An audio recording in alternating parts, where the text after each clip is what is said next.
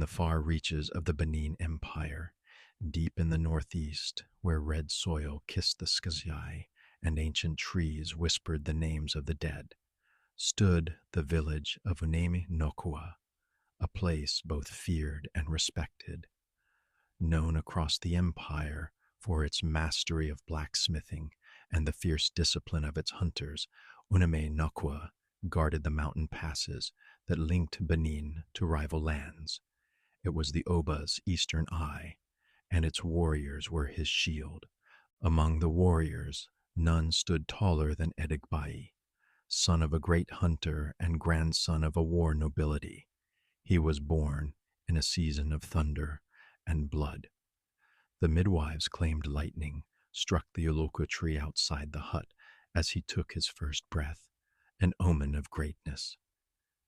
And indeed, Edigbai grew into a man of immense strength, with eyes that burned like hot coal and a voice that commanded both fear and desire. By the age of 25, he had fought in 3 border campaigns.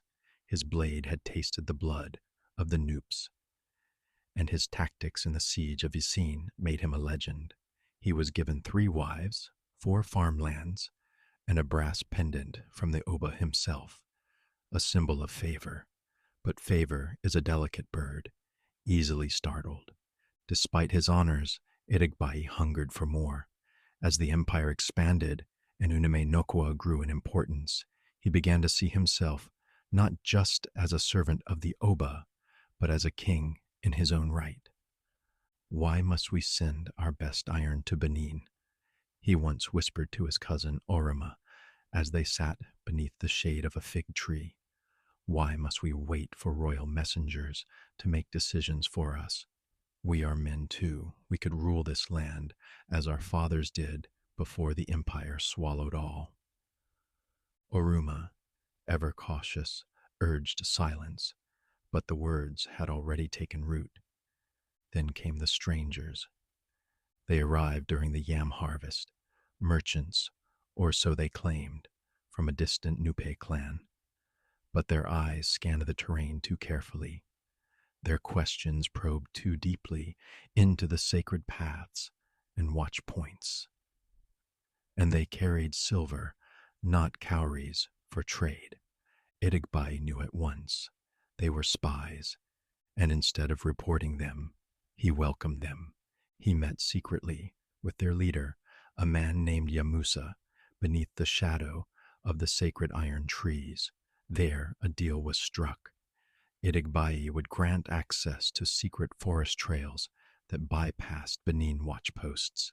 In return, he would be made ruler of the entire eastern corridor once the Nupe army swept through.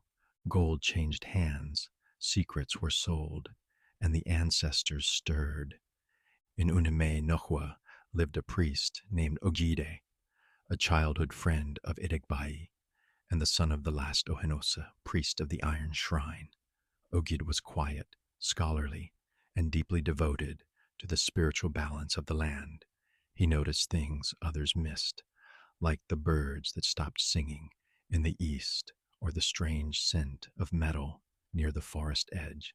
When he heard whispers of Idigbai's late-night meetings, he confronted him. I saw the footprints near the iron trees, and I saw you return with silver bracelets. What have you done? Idigbai dismissed him with a smirk. You live in shrines, Ogid. I live in the real world. Power has moved. I am only moving with it. But Ogid's face remained grave. The gods watch. The land listens. Betray the Oba, and you betray the very soil that feeds your children. Turn back before it's too late. Yet pride is a stubborn beast. I fear no gods, Edigbai growled. Let them strike me if they dare. That night, the wind howled through the trees like a grieving widow. The betrayal might have succeeded. The Nupi forces had begun their march, their paths cleared by Idigbai's guidance, but something strange happened. As the invaders crossed the sacred threshold of the iron grove. They were swallowed by the forest, every last man. When Idigbai awoke the next morning beside his youngest wife, Ehisle, he felt a deep, unnatural chill. The sun had not yet risen, but something was wrong. His body felt hollow. He sat up, looked down, and screamed. There was no blood, no injury, no pain, but the thing that defined his pride, his manhood, his very symbol of power, was gone. Not broken, not damaged, just missing. He burst from the hut, half naked, wild-eyed, trembling. The village gathered, and as the truth spread from mouth to mouth, a dreadful silence fell over Uname-Nokwa. Augid approached, holding his staff, and said only one thing. "The land has taken what you offered in arrogance." The elders convened an emergency meeting. The matter had gone beyond human understanding. It was spiritual. Edigbai was brought before them, shaking and weeping. "I made a mistake," he cried. "I was tempted. I thought I could control it. Help me, restore me." But the oracle, consulted through Augid, delivered a final verdict. "The punishment is already mercy. The gods could have taken your life. Instead, they took your seed. You shall live, man in form, but never again in essence." Edigbai was declared spiritually exiled. He would live in the village, but no one was to speak to him unless through ritual cleansing. His wives left him. His farmland was returned to the village. Even the chickens avoided his shadow. He began to speak in strange tongues. He wandered into the forest at night. Some say he laughed with spirits. Others say he wept blood. Children were warned never to go near the iron grove, where Edigbai often slept. Hunters reported strange marks on trees, symbols that no one could read. Some claimed they saw him dancing in the moonlight, his feet not touching the ground. Ehisle, the last wife, who had shared his bed, returned to her father's compound. She later became barren and died during childbirth. Villagers said her womb had been cursed by contact with a man who had been spiritually erased. Ogaid, guilt-ridden but firm, visited Edigbai once more, years later. He found him by the riverbank, speaking to the water. "Do you still wish for forgiveness?" Augid asked. Edigbai turned, eyes glowing faintly. "There is no forgiveness, only memory, and memory is eternal." Then he walked into the forest and was never seen again. Decades passed. Edigbai became legend. His name was not spoken at gatherings, but the place where he vanished, a clearing beneath the largest iron tree, was marked as sacred. No tree around it ever grew again. The animals avoided it. Hunters circled wide. The women of the village began a ritual. Every year, during the Harmattan, they would gather beneath the moon and retell his story, not to mock, but to warn. A chant was born. "Power without honor is dust. Seed without truth shall rust. Betray the land, and you become the land, not in glory, but in silence." Mothers whispered the tale to their sons. Warriors paused before the iron grove to pour libation. And priests like Augid made sure that no man ever again mistook pride for wisdom. Even now, in Uname-Nokwa, where the red soil still breathes the stories of the past, travelers who pass through are told of Edigbai. They are warned not to speak lies near the sacred trees. Young men are taught to respect their oaths and never betray the trust of their people. And if you visit at night, especially when the wind is still, you might hear a whisper through the iron leaves, "Give it back, Give it back. And though no one ever answers, the land remembers forever. Years melted into decades. Children who once pointed at the forest edge became elders with gray hairs and heavy hearts. A guide passed on quietly. In his sleep, his staff laid beside him. His apprentices carried on the rituals, but none could see the way he did. None could feel when the spirit stirred just beneath the surface of the soil. Yet the curse of Edikbai did not vanish, it merely shifted. One season, a girl was born beneath a blood moon in Uname Nokwa.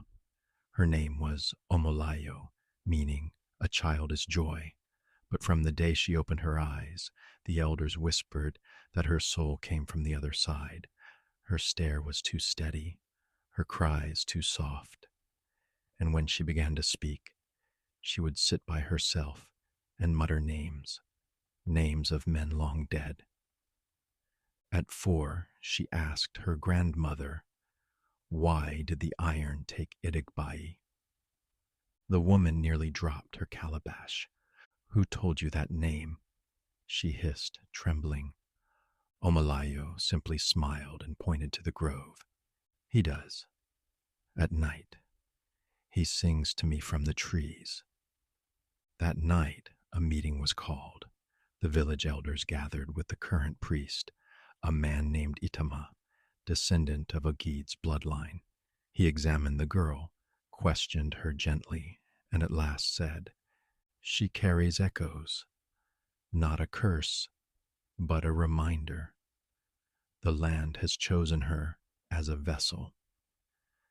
And so Omalayo was raised apart, not cast out, but treated with reverence and fear. She became a keeper of memory. By 10, she could recite entire chants that no one had taught her. She wandered into the iron grove and returned unharmed.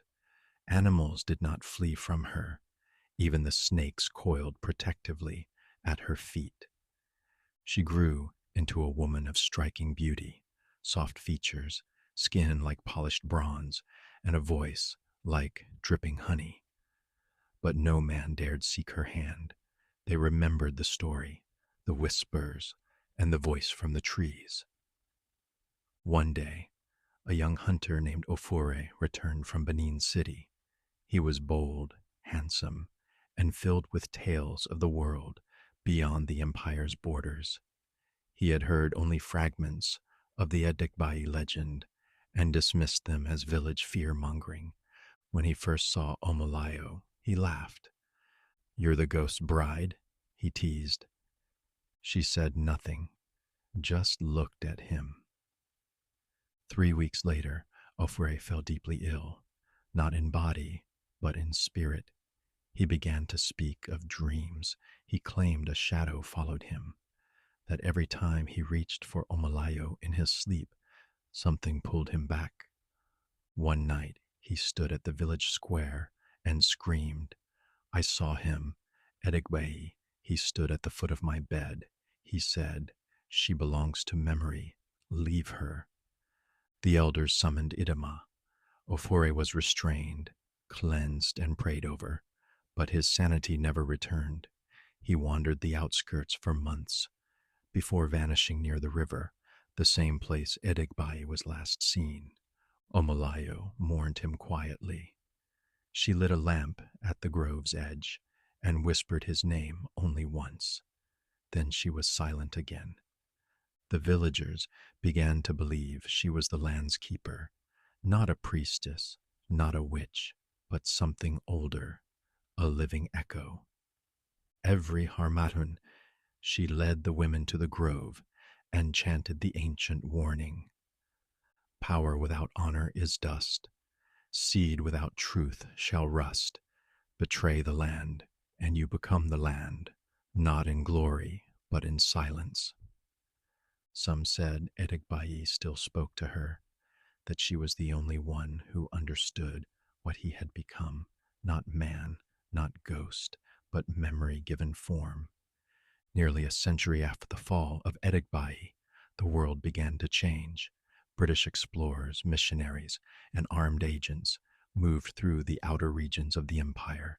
They came not with war drums, but with maps, trade agreements, and strange books they called scripture. Uname Nokua remained defiant, remote, proud, and rooted in its ancient traditions. But word reached the Oba. The eastern eye must open again. The iron of the land could no longer be just a sacred relic. It must now serve the empire's defense. So the Oba sent an envoy, a man of noble birth, educated in Lagos, loyal to the throne. His name was Iwika II, named after a great Oba of old. Iwika came with soldiers and scribes, with gifts and proclamations. He offered alliances, technology, tools of brass and gold, but the elders of Uname Nokwa were wary. "We are not opposed," said Chief Arase, "but we do not forget." Iwika laughed. "You speak in riddles, old father." The priest Itama stood, shaking his head. "Do not plant your iron without first pouring libation. This land remembers. We have buried betrayal in our soil." Iwika, educated in the city, dismissed the warning. "I respect your customs, but the empire must grow." And so the hills were surveyed, the soil tested, and new roads planned. But strange things began to happen. Tools rusted overnight. Workers complained of voices. One fell into a pit that hadn't been there hours before. Another claimed to see a figure dancing in the fog. Then came the fire. One night, a section of forest near the Iron Grove burst into flame, though no lightning had struck. The fire raged, yet it moved in a perfect circle, never crossing the grove. By morning, all but one tree had turned to ash. Only the great iron tree remained, untouched. Iweka stood before it, perplexed. How? Omalayo, now an old woman, but still sharp-eyed, appeared beside him. "This tree is a grave," she said softly. "You burn it, and the dead will walk." He turned. "Who are you to command fire and wind?" She placed a hand on the tree. "Not I, but he who sleeps beneath it, the one who gave his seed to pride, the one who became memory." And then she turned to go. Iwika paused. Something about her voice struck deep into him. That night he had a dream. He stood in the Iron Grove, but it was not a forest. It was a battlefield. And Edegbai stood opposite him, eyes glowing, sword drawn, but his face was not vengeful. It was sad. "Not again," he said, "not again." Iwika woke, drenched in sweat. The next day, he called off the iron extraction plans. Instead, he built a shrine beside the grove, a place of honor, not conquest. He sent word to the Oba that Unami Nohua was to remain sacred ground. Today, Unimi Nokua is a quiet village. Modernizing, yes, but slowly, carefully. Tourists pass through, marvel at the ironwork, photograph the ancient trees, but locals never speak the name Edegbai out loud. Instead, they speak of the memory, a force that guards the land, that punishes arrogance, that whispers to the bloodline of traitors and warns the hearts of kings. Every Harmattan, the women still gather. They light fires, tell stories, sing the chant. Children sit wide-eyed as they hear the tale of the warrior who sold his honor and was stripped of his essence. Old Omalayo passed on at the age of 99. Her hut remains empty but untouched. No spider webs gather on her roof. Birds still nest near her windows. Some say she became one with the grove, that when the wind rustles through the trees, her voice joins Idigbai's in song. And if a man, especially a proud, ambitious one, dares to enter the grove alone. Villagers leave offerings at its edge, not to protect him, but to warn the grove. Final verse, the chant of Unemi Nokwa. Let the forges cool, let the warriors kneel, let the proud recall what pride dares steal. Where seed betrays and honor bleeds, the land shall rise and take the seed. Beneath the iron, memory walks, not in shadow, but in silence.